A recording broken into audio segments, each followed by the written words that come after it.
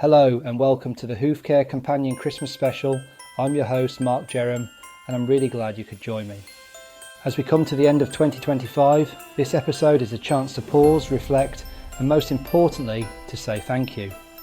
Whether you're a farrier, veterinarian, student or simply someone passionate about hoof health, your support this year has meant more than you probably realise. Every listen, every share, every message and conversation has helped shape the Hoofcare Companion into what it's becoming. This podcast was created to support equine professionals with practical discussion, evidence-based thinking and honest conversations about the hoof. And none of that works without you tuning in and being part of the journey. So thank you for supporting the podcast throughout 2025.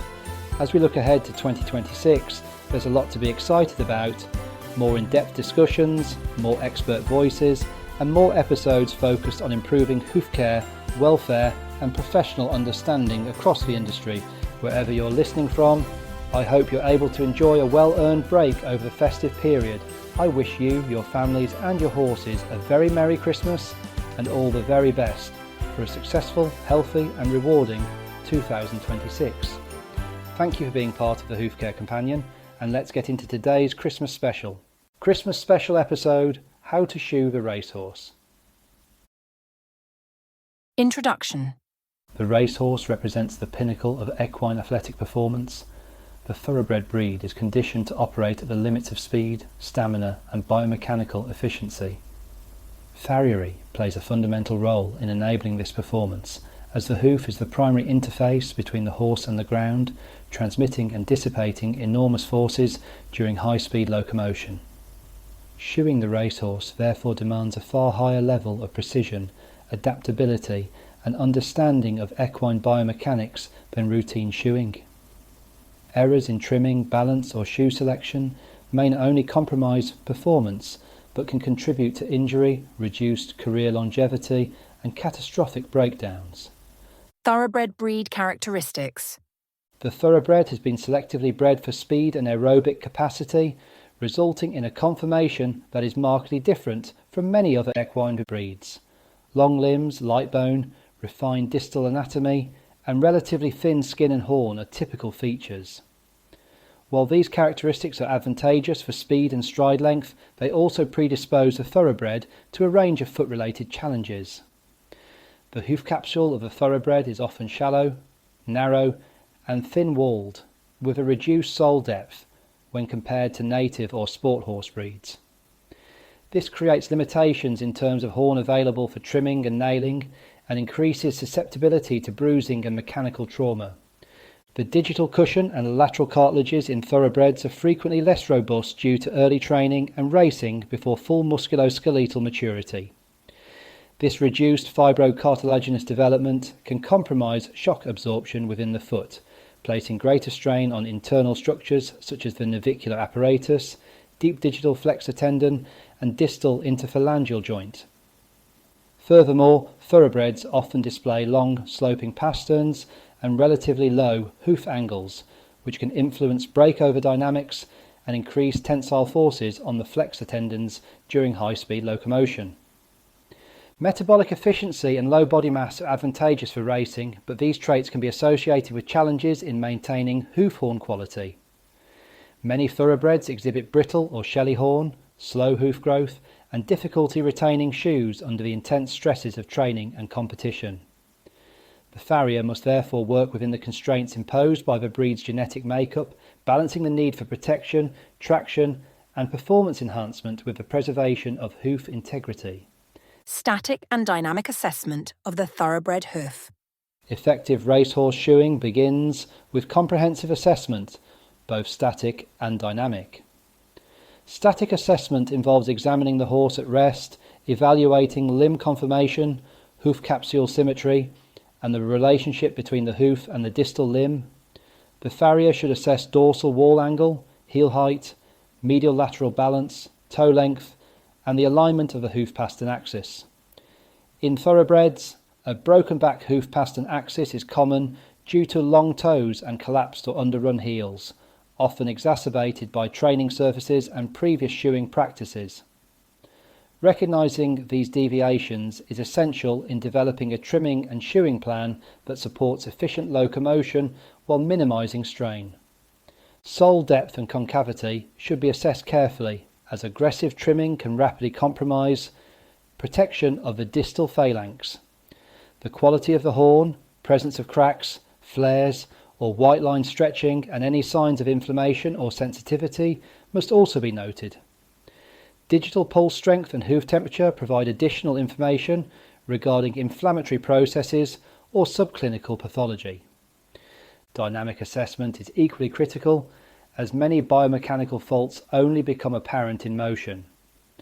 Observing the horse at walk and trot on a firm, level surface allows evaluation of limb flight, landing pattern and breakover. Many racehorses land laterally first, particularly in the forelimbs, which places increased stress on the lateral wall and quarter. Excessive toe first landing may indicate heel pain or inadequate heel support, while delayed breakover can increase stress on the deep digital flexor tendon and navicular region. For racehorses, assessment should ideally extend to observation at canter or gallop under saddle, although this is not always practical. Trainers' feedback regarding performance issues, surface preferences, and any history of lameness is invaluable.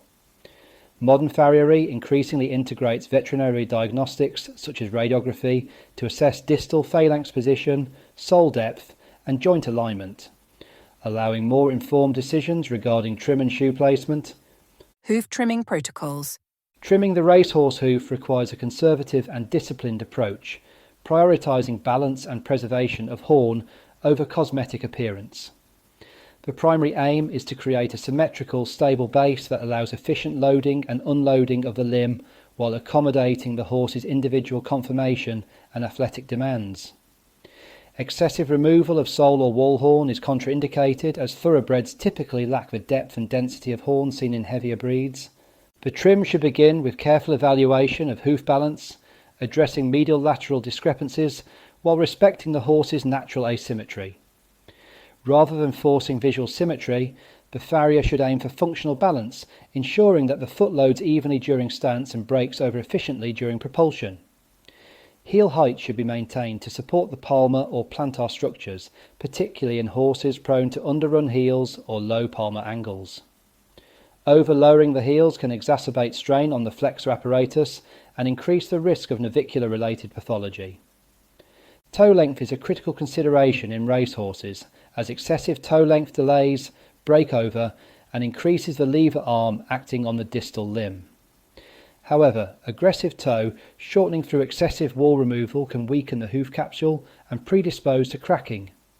Instead, controlled toe management through appropriate shoe placement and rolled or rockered toes is often preferable. Sole trimming should be minimal, limited to exfoliating loose, chalky horn without invading live sole. The frog should be preserved wherever possible, as it plays an important role in proprioception and shock absorption. In many racehorses, the frog is already underdeveloped, and excessive trimming can further compromise its function. Types of shoes applied. Racehorse shoeing encompasses a wide range of shoe types, each selected to meet specific performance, surface, and individual hoof requirements. The most commonly used shoes in racing are lightweight steel or aluminium shoes, chosen for their balance between durability and minimal added mass. Aluminium shoes are frequently used in training and racing to reduce limb inertia and improve stride efficiency, although they wear more quickly than steel and require more frequent replacement. Shoes are often applied with a single toe clip to prevent the shoe being pushed back at gallop. However, quarter-clipped hind shoes are often used with a slight rounding of a protruding toe, reducing the damage caused by a potential overreach. The shoes should be fitted as a perimeter, fit to the outline of the hoof shape. This is to prevent shoe loss or any interference injuries with any of the limbs of the horse. The heels of the shoes are often tapered down at the same angle of the heel buttress, providing further safety. Toe modifications such as rolled toes or rockered toes are frequently used to enhance breakover and reduce strain on the distal limb. These modifications are particularly beneficial in horses with long toes, low heels, or a history of tendon or ligament injury.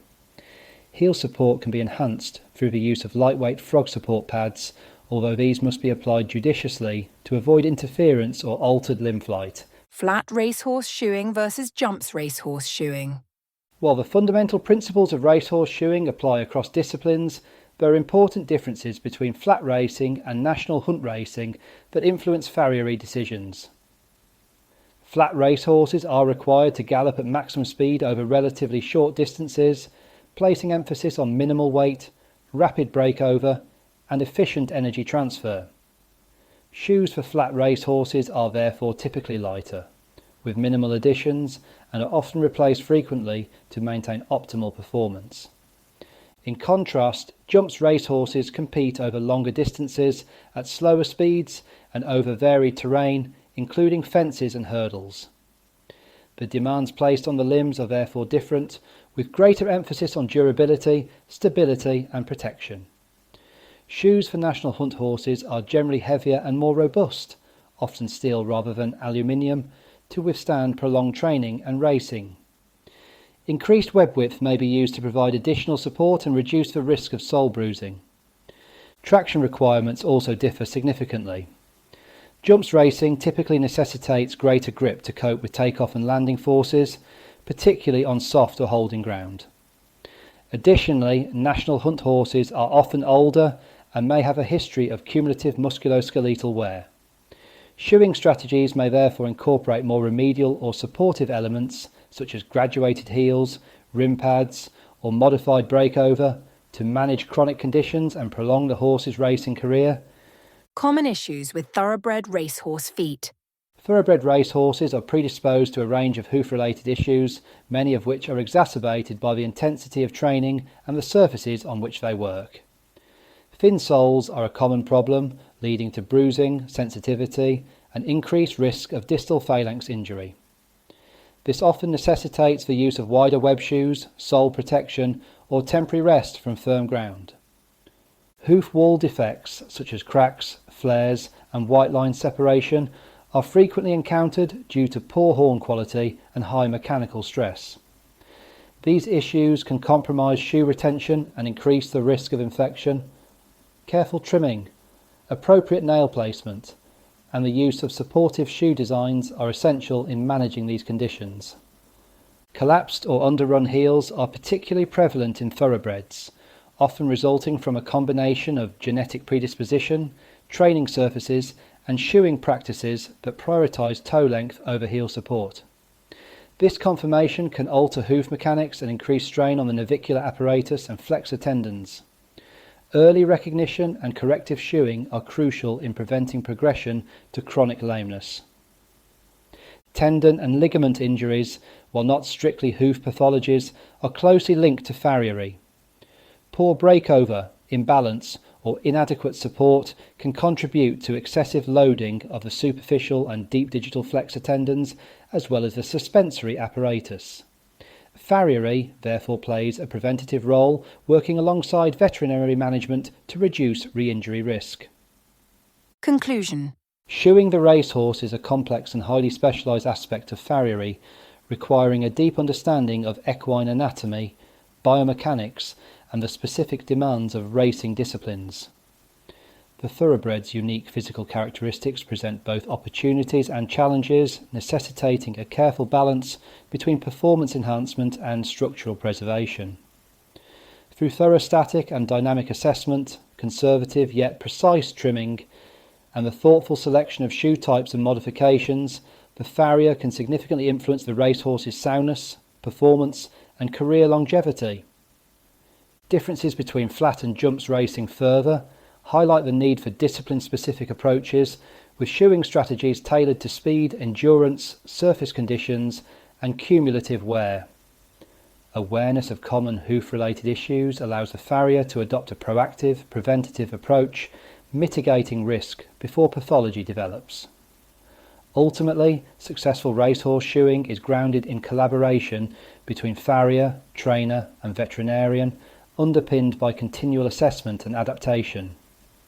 In this way, farriery contributes not only to competitive success, but also to the welfare and sustainability of the racehorse athlete. Thank you for listening to the Hoofcare Companion. Please follow, rate and share this podcast on your social media to help the Hoofcare Companion grow and reach all of those who care for our equine friends all around the world. Visit the links in the show notes to obtain your copy of my books or to interact on my social media channels. Until next time, thank you for listening, because a healthy hoof is a happy horse.